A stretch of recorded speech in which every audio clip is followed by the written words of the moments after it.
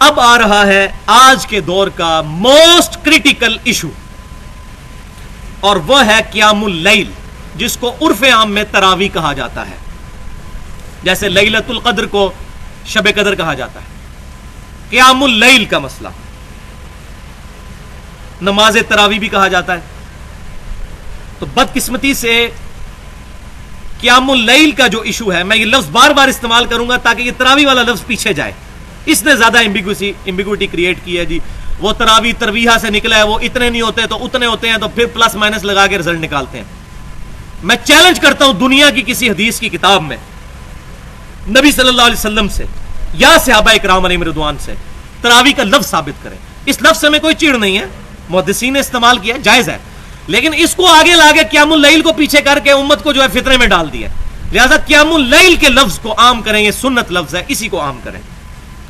تو اس میں اہل سنت کے درمیان بھی اختلاف پایا جاتا ہے، بریلوی دیوبندی ان کا ایک موقف ہے، اصحاب الحدیث کا دوسرا موقف ہے۔ اسی طریقے سے اہل تشیع کا بھی اختلاف پایا جاتا ہے، ان کا بھی موقف بالکل ڈیفرنٹ ہے۔ لہذا میں انشاءاللہ فرقہ واریت سے بالا تر ہو کر حق بات پہنچاؤں گا، چاہے اس میں کسی بھی مکتبہ فکر کو بات بری لگے۔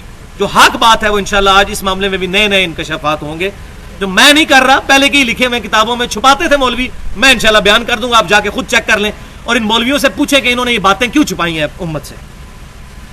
تو الحمدللہ 12 صحیح الاسناد احادیث کی روشنی میں انشاءاللہ ہم اس کو کور کریں گے تراویح کے مسئلے کو۔ تو پہلی بات اصولی سمجھ لیں کہ احادیث کی ٹرم میں 3 چیزیں ایک ہی چیز کے نام ہیں: قیام اللیل، تہجد اور وتر، اور تراویح بھی جو بعد میں اصطلاح آئی وہ بھی اسی کو کہتے ہیں۔ یہ کوئی مختلف نمازیں نہیں ہیں، تمام محدثین اس پر متفق ہیں۔ یہی وجہ ہے کہ امام بخاری رحمۃ اللہ علیہ نے قیام رمضان میں جو چیپٹر باندھا ہے تراویح کا، قیام اللیل کا، اس میں جو احادیث لے کے آئے وہ تہجد کے چیپٹر میں بھی وہی احادیث لے کے آئے، یہی بتانے کے لیے کہ کوئی مختلف نمازیں نہیں ہیں، وہی وتر کی جگہ پہ بھی لے کے آئے۔ سورہ بنی اسرائیل کی آیت نمبر 79 میں اللہ تبارک و تعالیٰ نے نبی صلی اللہ علیہ وسلم پر تہجد کی نماز قیام اللیل کو فرض قرار دے دیا۔ بسم اللہ الرحمن الرحیم، وَمِنَ اللَّيْلِ فَتَهَجَّدْ بِهِ، اور جب رات ہو تو تہجد اس کے ذریعے ادا کیجیے، قرآن کی تلاوت کریں، اس میں قرات فرمائیں۔ نافلۃ لک، اور یہ نفل خاص اے محبوب صلی اللہ علیہ وسلم آپ کے لیے ہے، پوری امت کے لیے فرض نہیں ہے۔ عسیٰ ان یبعثک ربک مقاما محمودا، قریب ہے کہ اللہ تعالیٰ آپ کو اس مقام محمود پر، مقام شفاعت پر فائز فرما دے جہاں ہر شخص آپ کی تعریف بیان کر رہا ہو۔ آپ تہجد پر استقامت قیام اللیل پر اختیار کریں۔ تو آپ صلی اللہ علیہ وسلم پر یہ نماز فرض تھی پورا سال، امت کے لیے پورا سال سنت ہے۔ صحابہ اکرام پڑھتے تھے، تابعین، تبع تابعین اور اولیاء اللہ آج تک پڑھتے آئے ہیں، لیکن جو سست لوگ میرے جیسے ہیں ان کے لیے حکم دیا گیا ہے کم از کم رمضان میں ہی پڑھ دو۔ اب آپ کو یہ ساری گیم سمجھ آئی؟ قیام اللیل پورا سال ہی ہے، اسی کو تہجد، اسی کو وتر، اور رمضان میں اس کے لیے تراویح ڈسٹنگوش کرنے کے لیے محدثین میں اس طرح آ گئی۔ تو پورا چیپٹر ہے صحیح بخاری میں، 6 احادیث ہیں رمضان والے چیپٹر میں۔ اب یہ اسی چیپٹر سے میں حدیثیں بیان کر رہا ہوں، لہٰذا یہ جو پبلک کو دھوکہ دیتے ہیں نہیں نہیں نہیں یہ تو تہجد کی نماز الگ تھی، تراویح الگ تھی، قیام اللیل الگ تھا، تو یہ میں چیپٹر ہی وہ تراویح والا کھول رہا ہوں۔ صحیح بخاری میں 6 حدیثیں انٹرنیشنل نمبرنگ کے مطابق 2008 سے لے کے 2013 تک۔ پہلی حدیث صحیح بخاری اور مسلم کی متفق علیہ حدیث کہ ابو سلمہ بن عبد الرحمن رضی اللہ تعالیٰ عنہ نے سیدہ عائشہ سے پوچھا، اما جان یہ بتائیے کہ نبی صلی اللہ علیہ وسلم کی رمضان کی قیام اللیل کس طرح ہوا کرتی تھی، رات کی نماز رمضان میں، کیونکہ رمضان میں تو پرٹیکولر حکم ہے عبادت کرنے کا، رات کو جاگنے کا۔ تو سیدہ عائشہ رضی اللہ تعالیٰ عنہ نے کیٹیگوریکل مینشن کیا ایک ہی جملے میں کہ بیٹا رمضان ہو یا غیر رمضان، نبی صلی اللہ علیہ وسلم 11 رکعتوں سے زیادہ نہیں پڑھا کرتے تھے، رمضان ہو یا غیر رمضان۔ اور یہ امام بخاری قیام رمضان یعنی تراویح والے چیپٹر میں لے کے آئے ہیں، تہجد میں بھی لے کے آئے اسی حدیث کو، تاکہ پتہ چلے تہجد، قیام اللیل، تراویح وطر یہ ایک ہی نماز کے نام ہے. پھر سیدہ عائشہ کہتی ہیں کہ نبی صلی اللہ علیہ وسلم 4 رکعتیں پڑھتے, ان کی خوبصورتی نہ پوچھو اور ان کی لمبائی نہ پوچھو. پھر آپ صلی اللہ علیہ وسلم 4 رکعتیں پڑھتے, ان کی خوبصورتی نہ پوچھو, ان کی لمبائی نہ پوچھو, کتنی لمبی ہوتی تھی وہ. پھر آپ صلی اللہ علیہ وسلم 3 رکعت وطر عطا فرمایا کرتے تھے. یہ کل ہوئی 11 رکعتیں. اب یہاں پر جو 4 رکعتوں کا بیان ہوا یہ بھی 2 کر کے ہیں, وہ اگلی حدیث آ جائے گی بخاری مسلم کی. 4 کے بعد آپ تھوڑا ریسٹ فرما لیا کرتے تھے. تو 4 رکعتوں سے مراد ایک سلام سے 4 نہیں ہے, 2 سلام سے 4 ہیں. 2 رکعتیں پھر 2 رکعتیں. اسی طریقے سے جو وطر ہے 3, وہ بھی 2 سلام کے ساتھ ہے. نبی صلی اللہ علیہ وسلم سے 1 سلام سے 3 وطر ثابت نہیں. امیر المومنین سیدنا عمر فاروق رضی اللہ تعالیٰ عنہ سے المصنف ابن ابی شیبہ میں صحیح سند سے ثابت ہے کہ انہوں نے 1 سلام سے 3 وطر پڑھے. جائز ہے, اس کو ہم صحیح سمجھتے ہیں کیونکہ آپ رضی اللہ تعالیٰ عنہ کی سنت ہے. نبی صلی اللہ علیہ وسلم کے بارے میں صحیح بخاری مسلم میں ملتا ہے کہ آپ 3 وطر بھی 2 سلام سے پڑھا کرتے تھے. 2 پڑھ کے سلام پھیر دیا کرتے تھے, 1 کو الگ پڑھا کرتے تھے. لہذا یہاں 4 رکعتوں سے مراد 2 کر کے ہے, اور وہ ہے اگلی حدیث صحیح بخاری اور مسلم کی متفق علیہ حدیث. ام عائشہ رضی اللہ تعالیٰ عنہ کہتی ہیں کہ نبی صلی اللہ علیہ وسلم عشاء سے لے کر فجر تک کبھی بھی 11 رکعتوں سے زیادہ نہیں پڑھا کرتے تھے. اور دوسری روایت میں آتا ہے 13 رکعتیں, اور اس میں انہوں نے فجر کی 2 سنتیں بھی گن لی. 11 رکعتوں سے زیادہ نہیں پڑھا کرتے تھے.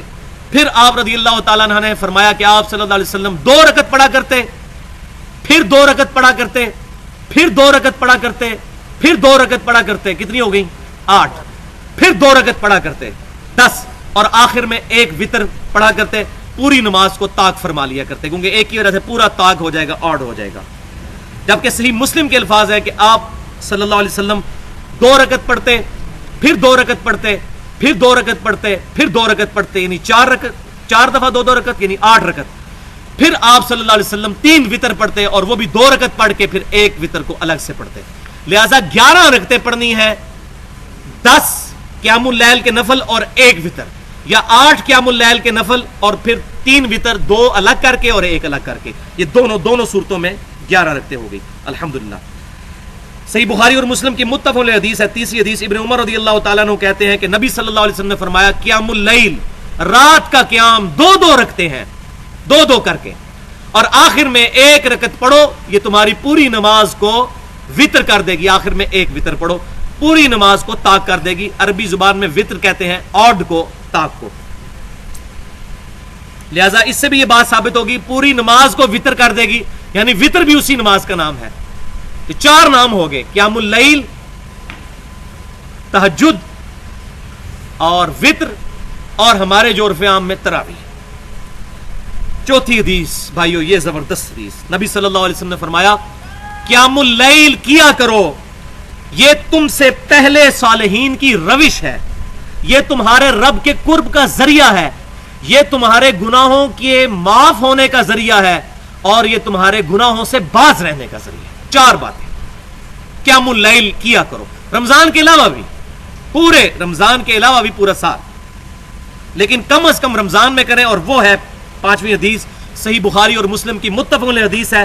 نبی صلی اللہ علیہ وسلم نے فرمایا جس شخص نے ایمان اور احتساب کے ساتھ, احتساب کس کو کہیں گے؟ 3 چیزوں کا نام, اخلاص, ثواب اور اصلاح نفس.